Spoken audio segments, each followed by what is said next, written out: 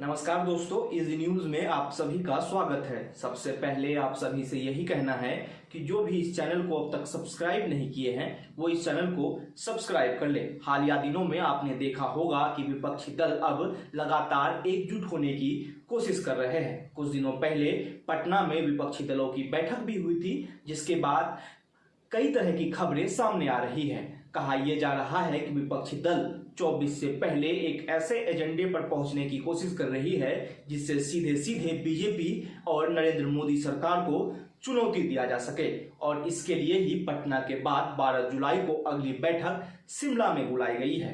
लेकिन इन सब के बीच कई तरह की खबरें हैं जो विपक्षी दल को कहीं झटके दे रही है, तो कहीं वो विपक्षी दलों में एक विश्वास भी दे रही है कि हम नरेंद्र मोदी के खिलाफ एकजुट होकर लड़ भी सकते हैं। सबसे पहला झटका विपक्षी दलों को तब लगा था जब बिहार में ही जीतन राम मांझी ने नीतीश कुमार से किनारा करके एनडीए में शामिल होने का फैसला लिया, और उसके बाद उस दिन झटका लगा जब अरविंद केजरीवाल ने अध्यादेश के नाम पर विपक्ष से किनारा कर लिया। अरविंद केजरीवाल का कहना है कि जब तक विपक्ष अध्यादेश पर संसद में उसका साथ नहीं देती है तब तक वो इस विपक्षी एकता में शामिल नहीं होंगे। अरविंद केजरीवाल, जीतन राम मांझी के बाद खुद कांग्रेस के अधीर रंजन चौधरी भी कई तरह के सवाल इस विपक्षी एकता पर उठा चुके हैं। अधीर रंजन चौधरी का कहना है कि जिस बंगाल में कांग्रेस के कार्यकर्ताओं को टीएमसी के लोग मार रहे हैं, हम उसी टीएमसी के साथ बैठकर विपक्षी एकता कैसे कर सकते हैं। ये कई तरह के सवाल है जो इस वक्त विपक्ष के सामने हैं। लेकिन वहीं 12 जुलाई से पहले इन विपक्षी एकता का एक नाम भी सामने आया है। इसका नाम कहा जा रहा है कि ये पीडीए इस गठबंधन का नाम हो सकता है। इससे पहले हमने एनडीए, जो बीजेपी के घटक दलों का एक गठबंधन है, वो नाम हमने सुना है। यूपीए, जो कांग्रेस लीड करती थी, जिसके अंदर कई दल शामिल हैं, और अब पीडीए मतलब कि पैट्रियोटिक डेमोक्रेटिक अलायंस। अब इन सभी चीजों को अगर हम गौर करके देखें तो विपक्ष के सामने क्या चुनौती है और क्या विपक्ष मोदी सरकार को इससे सीधा सीधा सियासी मैदान में चुनौती दे भी सकती है या नहीं, इस पर ही आज हम बात कर लेते हैं। सबसे पहले समझने की कोशिश करते हैं कि विपक्षी दलों के सामने कौन कौन सी चुनौती हो सकती है। सबसे पहली चुनौती जो कि कांग्रेस के सामने है, क्योंकि कांग्रेस करीब करीब हर राज्य सबसे बड़ी चुनौती कांग्रेस के सामने है, क्योंकि कांग्रेस करीब करीब उन सभी बड़े राज्यों में है जहां पर क्षेत्रीय दल मजबूत है। उदाहरण के तौर पर अगर हम पश्चिम बंगाल को देखें, उदाहरण के तौर पर अगर हम यूपी को देखें जहां पर समाजवादी पार्टी मजबूत है, वहीं अलग अलग ऐसे ऐसे राज्य हैं जहां पर कांग्रेस भी मौजूद है और घटक दल भी मौजूद है। अब सवाल ये उठता है कि क्या कांग्रेस मोदी सरकार को सत्ता से निकालने के लिए अपने आप को पीछे खींच सकती है? क्या कांग्रेस क्षेत्रीय दलों को आगे बढ़ाकर मोदी सरकार के सामने चुनौती पेश कर सकती है? और दूसरा बड़ा सवाल, एक सीट पर एक कैंडिडेट को खड़े करने की होगी, क्योंकि अगर एक सीट पर एक कैंडिडेट आएगा तो इतना तय है कि उस राज्य में जो भी दल मजबूत होंगे विपक्ष की ओर से, वो कहीं ना कहीं कोशिश करेंगे कि उनका कैंडिडेट उस सीट पर आए। अब सवाल ये उठता है कि इन सभी को कैसे साथ लाया जाएगा, और सबसे बड़ी बात कि इस पीडीए को लीड कौन करेगा।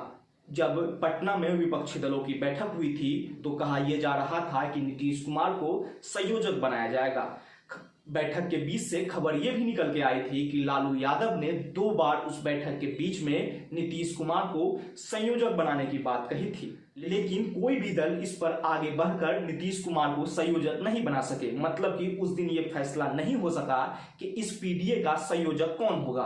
कहा यह जा रहा है कि शिमला में 12 जुलाई को होने वाली बैठक में इस गठबंधन के संयोजक को चुन लिया जाएगा। लेकिन संयोजक कौन होगा? क्या Nitish Kumar all over India में एक गठबंधन को लीड कर सकते हैं? क्या लालू यादव अब उतने स्वस्थ हैं कि एक गठबंधन को अगले 1 साल तक मोदी सरकार के सामने वेल एस्टेब्लिश कर सके और उसे सियासी तौर पर चुनौती दे सके?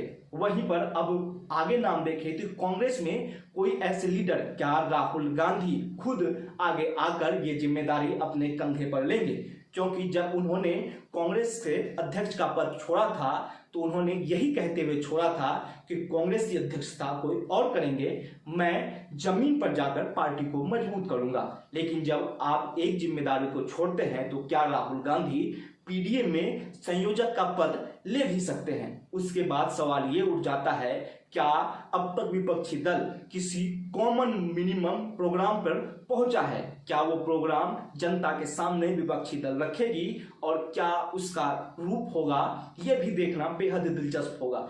ये 3-4 चुनौतियां हैं और सभी दलों का अपना इंटरेस्ट, जहां पर सभी दल अपने आप को मजबूत दिखाने के लिए अपने ज्यादा उम्मीदवार को सियासी मैदान में उतारना चाहेंगे।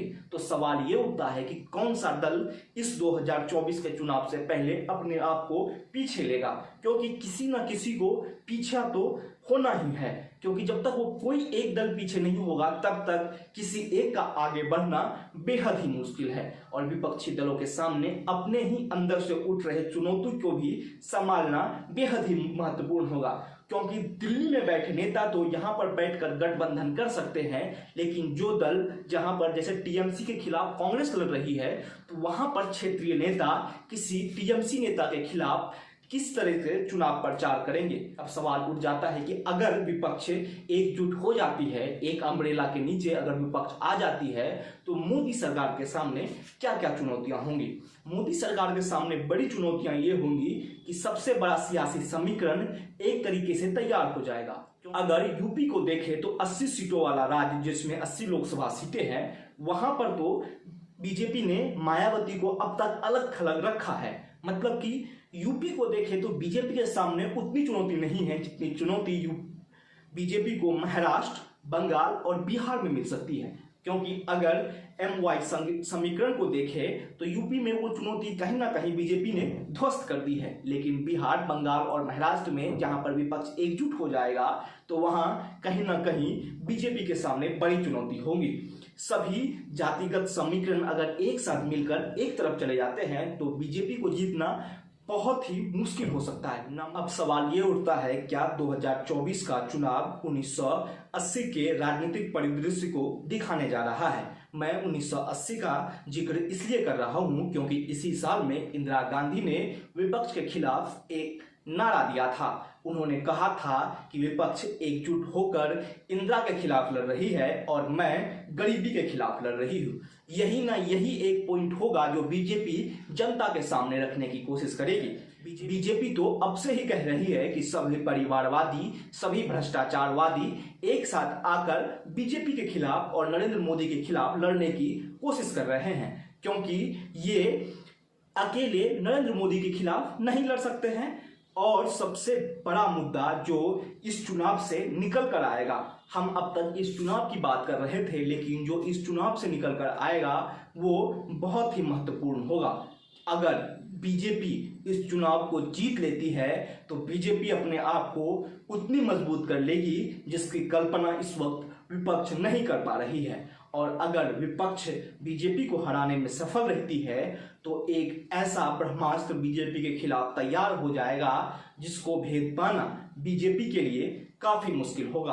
अगर बीजेपी इस चुनाव को जीतती है तो बीजेपी ये दिखाने में सफल हो जाएगी कि सभी गठबंधन के दल, सभी विपक्ष दल एक साथ आकर भी बीजेपी का मुकाबला नहीं कर सकता है। लेकिन अगर विपक्ष इस चुनाव को जीत जाता है तो बीजेपी का फिर राज्यों से पतन होना तय मानिए। ये वीडियो आपको कैसा लगा हमें जरूर बताइएगा। साथ ही साथ इस वीडियो को लाइक और शेयर करना ना भूले और जाते जाते इस चैनल को सब्सक्राइब कर ले।